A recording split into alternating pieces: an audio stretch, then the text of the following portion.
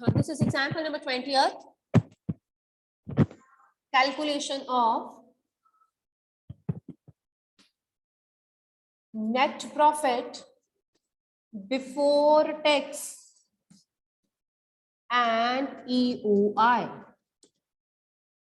So you always take the difference of current year profit and previous year profit, right? Current year के profit में से previous year के profit को minus करना है हम लोगों को, and that I always call this is net profit earned during the year. When I see my closing profit that is 1,18,000, when I see my opening profit that is 50,000, दोनों का difference 68,000 है. You will start the question by writing that 68,000 net profit earned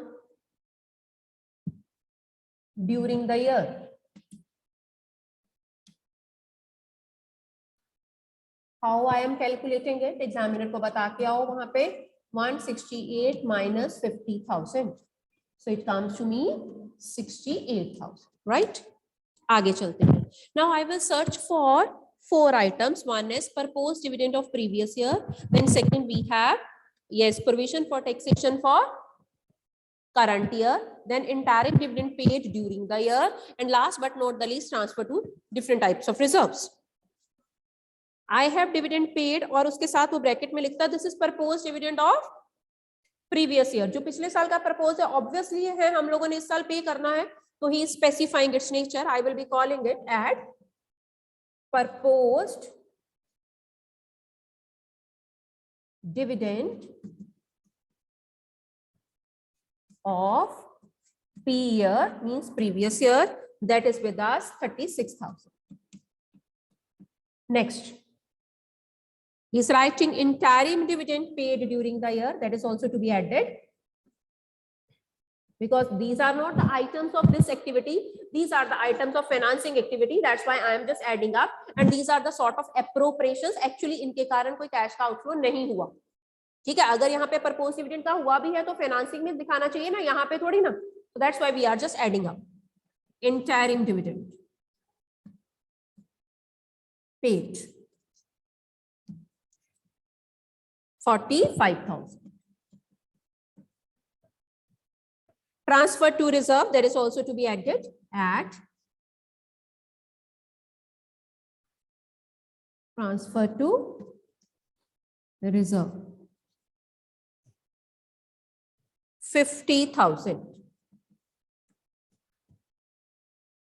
Provision for taxation made during the year, refund of tax मैंने यहाँ पे treat नहीं करना. Loss of inventory due to fire और insurance claim. Insurance claim receive हमारी क्या है, non recurring nature income है, and it is going to be my extraordinary item. Provision for taxation पहले ऐड करो. Provision for taxation made during the year, add. चारों items आ गई हमारी, है ना. यही एप्रोप्रिएशंस होती है. Provision for taxation made during the year, and that he is giving 75,000. ये सारी एप्रोप्रिएशंस हैं और बिफोर टैक्स है. अब ईओआई का देखना है हम लोगों को. रिफंड ऑफ टैक्स ये 1500 माइनस कर रहा है, और ऐड एक्स्ट्रा ऑर्डिनरी आइटम. हाँ सुनो, अब ध्यान से सुनो.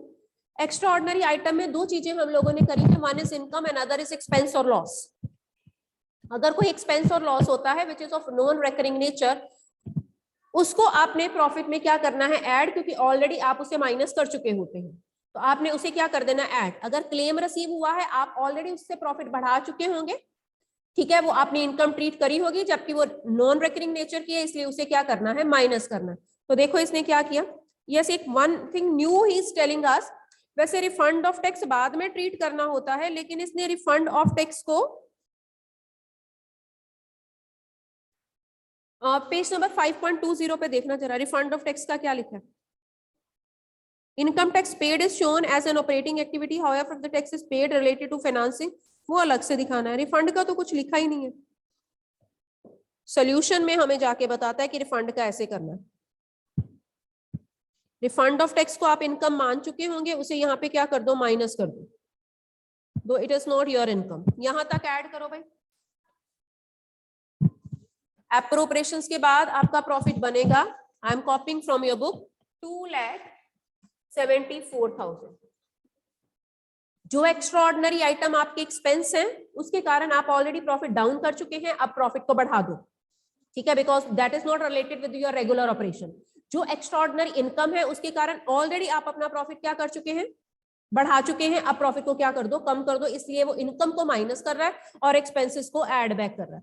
और refund of tax you have to cram here that is also to be deducted, less refund of tax, because ये भी आपकी कोई रेगुलर इनकम नहीं है। 1500 वो माइनस किया, 0 0, दिस इज 5 3 2, 2,72,500 हमारा टैक्स का माइनस करके आया। फिर हमारा क्या है, loss of inventory due to fire, वो ऐड करो, ईओआई है वो आपकी, ऐड लॉस ऑफ इन्वेंट्री, कितने का नुकसान हुआ है इन्वेंट्री का, दैट इज ऑफ 1 लाख, वो माइनस करो। ये थोड़े से ट्रिकी है पॉइंट भाई, with practice only you will learn. 1,72,000, फिर आपको क्लेम मिला, इंश्योरेंस क्लेम, वो आपकी एक्स्ट्राऑर्डिनरी इनकम है इसी लॉस का, क्योंकि आपने इन्वेंट्री का इंश्योरेंस करवाया होगा, उसका आपको क्लेम मिल गया, less insurance claim received, non recurring nature income है, वो बीच में से क्या कर दो, माइनस कर दो, एंड दैट इज 50,000। 1 लाख का नुकसान हुआ, क्लेम सिर्फ 50,000 का मिला। सो बेसिकली आपका जो net profit before tax and EOI है, ईओआई को रीएडजस्ट करने के बाद जो आपका प्रॉफिट आएगा वो है, मैंने ऐड करना था वो मैंने माइनस कर दिया, दिस इज 3,72,000, आपका बनेगा 3,22,000। 3,22,500 will be your net profit before tax and EOI. See the board from the bottom. 3,22,500 will be your profit before tax and EOI. चलो और EOI के बारे में देखते हैं। 21st पे आओ, काम on 21st illustration.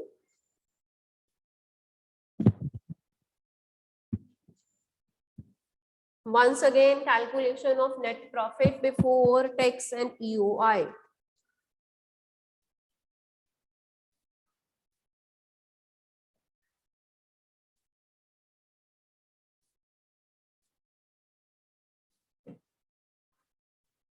This is 21st.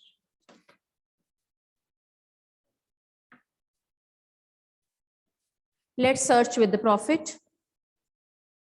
Yes.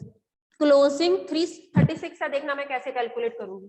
Closing में से ओपनिंग माइनस करना होता है, और माइनस ऑलरेडी अपने आप में नेगेटिव में है क्योंकि वो लॉस है, तो ये माइनस और माइनस क्या हो जाएगा, प्लस हो जाएगा। इट मींस कि I will start the question with ₹4,36,000। Minus मत करने बैठ जाना, 236 मत लिखना, बिकॉज आपका ओपनिंग में क्या था, प्रीवियस ईयर में लॉस था, तो लॉस की फिगर अपने आप में ही नेगेटिव में होती है। हम फॉर्मूला कौन सा लगाते हैं, करंट ईयर के प्रॉफिट में से प्रीवियस ईयर को माइनस करो, and previous year figure in itself is negative, so you will be starting the question with 436, and in front of that you will write as usual net profit earned during the year. Now search for 4 appropriations and then EOIs. 4 appropriations, again I am repeating: proposed dividend of previous year, provision for taxation for current year, transfer to reserves, and what is left, interim dividend paid. चलिए जी ढूंढे, dividend propose in the previous year और इस साल आपने pay कर दिया, ठीक है जी। Propose dividend of previous year add करो, ऐड लिख के नीचे आइटम्स लिखते जाओ, बार बार ऐड लिखने की जरूरत नहीं है। Propose dividend of previous year, previous year का प्रपोज डिविडेंड कितना है भाई, 72,000। वी विल बी एडिंग, आगे चलो। Interim dividend we also need to add, that is 90,000। interim dividend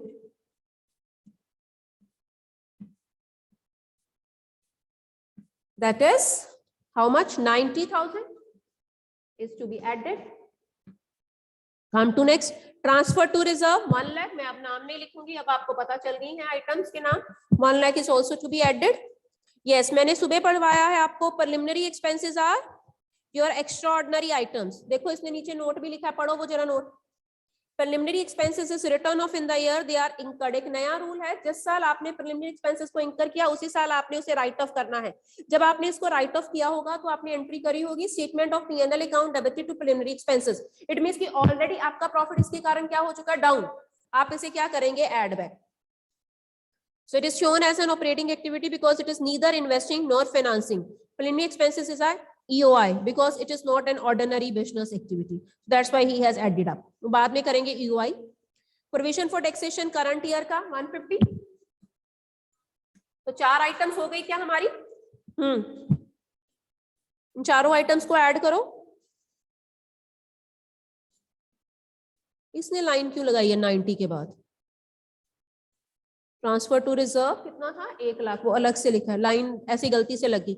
इनको पहले ऐड करो, 0 0 0, यहाँ पे 8 डन, 10 और 9 19, 19 और 4 24, 2 6 और 2 8, 8,48,000 done.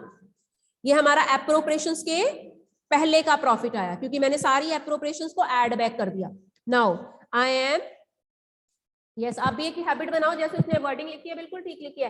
Add extraordinary items treated as an expense, less extraordinary items treated as an income, ठीक है, या debited as an expense. Add EOIs debited as expense. Already आप इसे अपना खर्चा मान चुके हो जबकि वो रेगुलर नेचर का नहीं है, आपके बेसिक ऑपरेशंस के साथ वो मैच नहीं करता, and that is preliminary expenses and then loss of inventory due to fire. preliminary expenses कितना है 50,000, loss of inventory कितना है 2 lakh. One is loss of inventory due to fire 2 lakh and preliminary expenses return off that is 50,000. उसके बाद आपने वो EOIs minus करनी है which have been credited as income. 0 0 0, this is 8, this is 9, this is 10. 10,98,000 आपका यहां तक आ गया। अब हमारे पास है insurance claim received for the above loss, जैसे पहली इलस्ट्रेशन में बोला, that is your income, you treated as it is an income though it is of non recurring nature, so it is EOI, that's why you are deducting it rupees 1 lakh. 10,98,000 में से आप 1 lakh minus करोगे, you will arrive at the answer 9,98,000 which you call net profit before tax and EOI. So thoroughly he has explained this topic. अब मैं एक format बनाऊंगी operating activities का, and I will be explaining each and everything beforehand to you, then I will be picking the next illustration, क्योंकि अब हमारा अगला step, अगला पड़ाव आ गया है क्वेश्चन करने का। देखना जरा,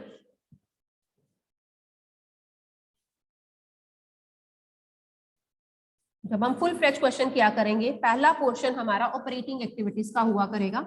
उस ऑपरेटिंग एक्टिविटीज में से अभी हमने एक छोटा सा पार्ट कैलकुलेट करना सीखा है, which we call net profit before tax and EOI. This all things we will be doing in our working notes. और working notes का जो आंसर आएगा वो हमारा टॉप हेडिंग हुआ करेगा क्वेश्चन सॉल्व करने का।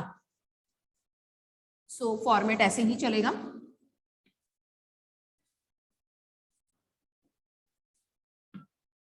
This will be for particulars and this will be for amount.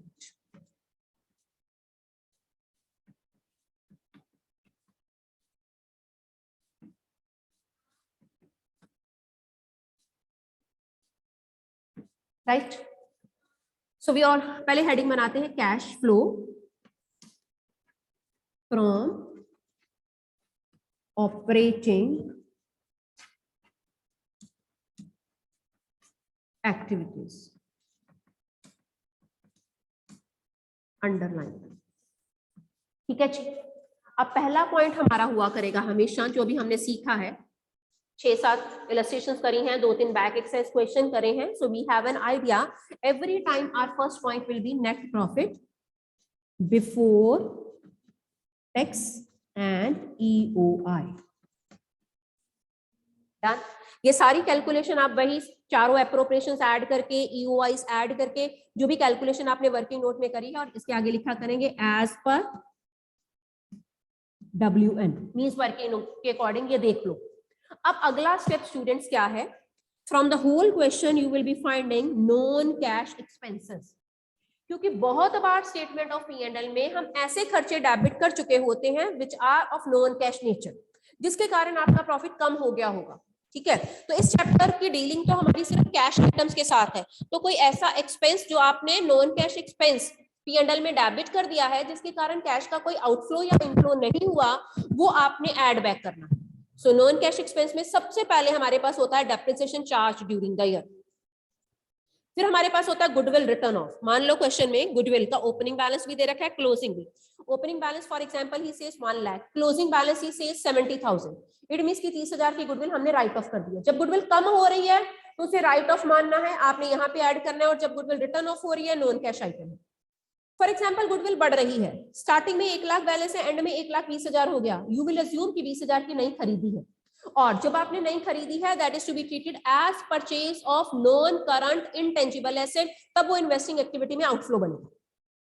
Goodwill का कम होना throughout this chapter is to be considered as non cash expense.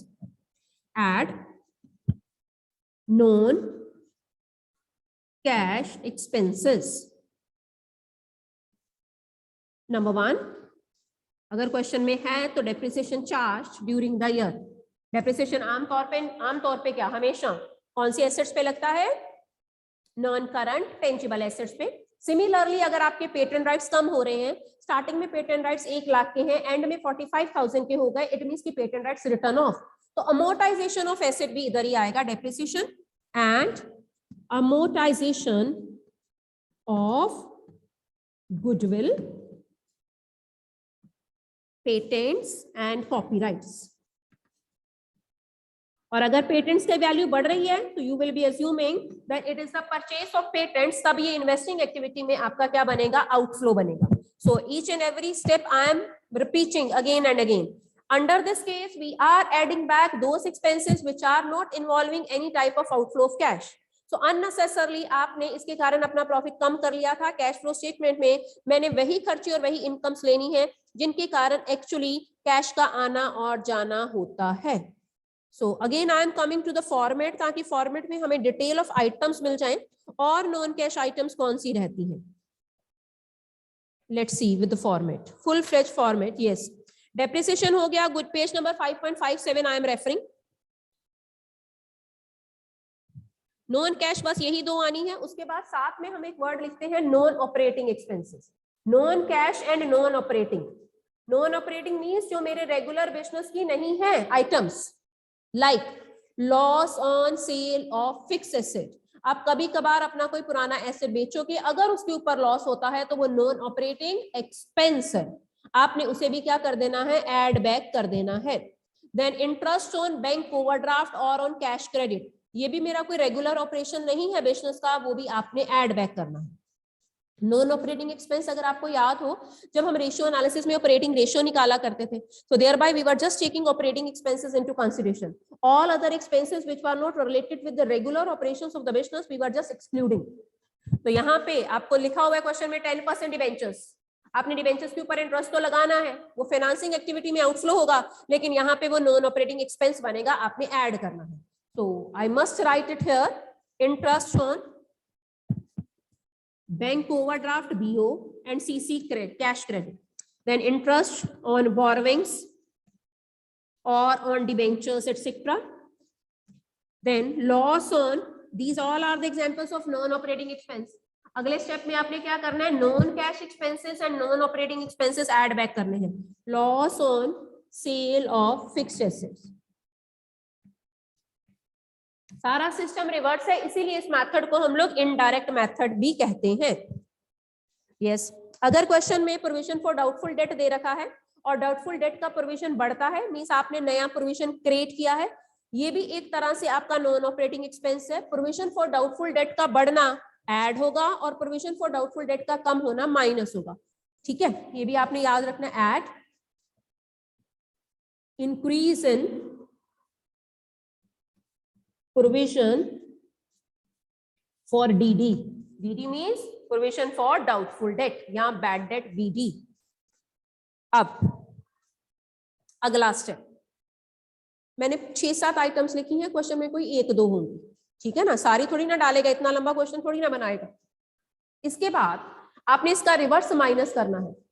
देखो अगर बच्चों नॉन कैश एक्सपेंस होते हैं तो नॉन कैश इनकम कभी नहीं होगी, तो इट मींस कि लेस आपने करना है लेस नॉन ऑपरेटिंग इनकम्स, वो इनकम्स जो रेगुलर मेरे बिजनेस की नहीं है, like profit on sale of fix asset. अगर loss on sale of fix asset आपका नॉन ऑपरेटिंग एक्सपेंस है तो profit on sale of fix asset भी तो हो सकता है, वो आपका नॉन ऑपरेटिंग इनकम होगा, लेस नॉन ऑपरेटिंग इनकम्स। उसमें सबसे पहले profit on sale of FA मतलब fixed asset, then dividend received, interest received, अगर आपने किसी दूसरी कंपनी के शेयर्स खरीद रखे हैं या डिबेंचर्स खरीद रखे हैं तो उसके ऊपर आपको इंटरेस्ट मिल रहा है, वो आपकी नॉन ऑपरेटिंग इनकम है क्योंकि वो इन्वेस्टिंग में जानी चाहिए, यहाँ पे नहीं, इसलिए dividend received is to be deducted, dividend और interest received. Rent received, if you pay rent वो आपका ऑपरेटिंग एक्सपेंस है, यहाँ पे ऑपरेटिंग एक्सपेंस तो मैं ट्रीट ही नहीं कर रही, I am just giving the reverse treatment. जब मैं नॉन ऑपरेटिंग एक्सपेंसेस ऐड कर रही हूँ it is quite obvious I am considering operating expenses only. Rent received, had you been running the business of real estate और property dealer और आपने अपनी property को किराए पे दी होती तो ऑपरेटिंग इनकम होती, लेकिन आप अपना एक मैन्युफैक्चरिंग और ट्रेडिंग बिजनेस रन कर रहे हैं, आपने कोई प्लॉट में इन्वेस्टमेंट करी है या आपने कोई बिल्डिंग में इन्वेस्टमेंट करी है, उसके ऊपर आपको रेंट मिल रहा है, तो वो इन्वेस्टिंग एक्टिविटी होनी चाहिए ना कि यहाँ पे, तो rent received is also to be deducted because it is your non operating income. Done. देखो जी, इंटरेस्ट इनकम हो गया, डिविडेंड इनकम हो गया, रेंटल इनकम हो गया, गेन ऑन सेल हो गया, यस। उसके बाद क्या रह गया, अगर increase in provision for doubtful debt add हुआ है तो decrease in provision for doubtful debt is to be deducted. So यहां तक आपने फॉर्मेट याद रखना है।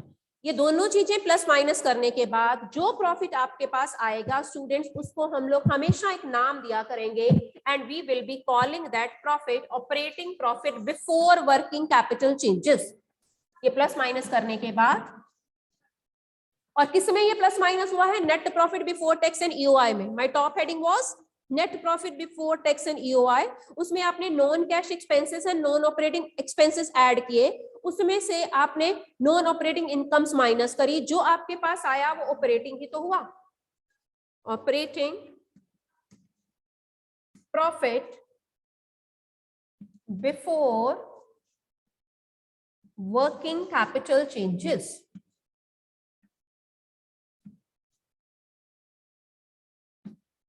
सो यहाँ पे हम हाफ तक पहुंच गए हैं, ऑपरेटिंग एक्टिविटी थोड़ा सा लेंथी है, ठीक है। I am repeating the whole sequence once again.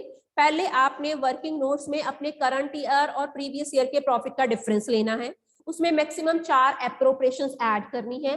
First appropriation is proposed dividend of previous year, second appropriation is interim dividend paid, third appropriation is provision for taxation for the current year and last appropriation is transfer to reserves. यहां तक सिर्फ appropriations add back हुई, ठीक है। उसके बाद अगर question में ईओआई दे रखी है like loss on sale of loss of stock due to fire, extraordinary expense है, आपने ऐड बैक करना है। Claim receive for the above loss, वो आपका क्या है, एक्स्ट्राऑर्डिनरी इनकम है, आपने क्या करनी है, माइनस करनी है, ठीक है। सिमिलरली बिल्डिंग की डैमेज के कारण अगर आपको क्लेम मिलता है वो भी आपकी एक्स्ट्राऑर्डिनरी आइटम है, आपने क्या करनी है, माइनस करनी है। हाँ, जो प्रॉफिट आ जाता है ये सारा कुछ वर्किंग नोट में प्लस माइनस करने के बाद उसको आप टॉप हेडिंग की फॉर्म में लिखते हो। फिर आप इस स्टेप पे आते हो जिसमें आपने non cash expenses and non operating expenses add back करने हैं। मैंने 6-7 लिखे हैं, क्वेश्चन में कोई 1, 2, 3 हो सकते हैं। First is always, since +1 class I always repeat this line, depreciation is my non cash expense, क्योंकि आप डेप्रिसिएशन किसी को पे नहीं करते हो, आप खुद ब खुद एसेट की वैल्यू को रिड्यूस करके कुछ पैसा सेविंग की फॉर्म में अपने पास जोड़ना शुरू कर देते हो ताकि आप पुरानी एसेट को रिप्लेस कर सको with the new one. So depreciation is always a non cash expense. Similarly amortisation of goodwill which we call goodwill written off, patent rights written off, non cash expense है। Interest on bank overdraft और cash credit is my non operating expense. Interest on borrowing और debentures is my non-operating expense. Loss on sale of fixed asset is my non-operating expense. Then increase in provision for doubtful debt is to be added. इसी का reverse हम लोगों ने reverse treatment देनी है, that is non operating incomes, जो regular nature की नहीं होती. Profit on sale of fix asset, dividend receive, interest receive, rent receive, and ultimately decrease in provision for doubtful debt. Question में दिया होगा डेटर्स में से प्रोविजन माइनस किया है, यहाँ प्रोविजन फॉर डाउटफुल डेट को उसने इक्विटी एंड लायबिलिटी पार्ट में नोट्स टू अकाउंट्स में लिखा होगा. अगर वो इंक्रीज होता है तो आपने ऐड करना है, अगर वो डिक्रीज होता है तो आपने माइनस करना है. सो यहां तक ही आज हम करेंगे, बाकी हम कल कंटिन्यू करेंगे. ठीक है.